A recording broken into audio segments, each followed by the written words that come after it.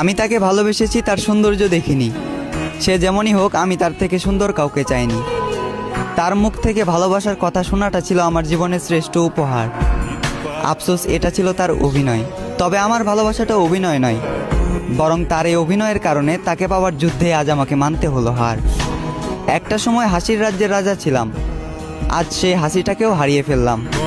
আমি জানি আমি তার প্রথম নয়, বরং দ্বিতীয় ভালোবাসা ছিলাম।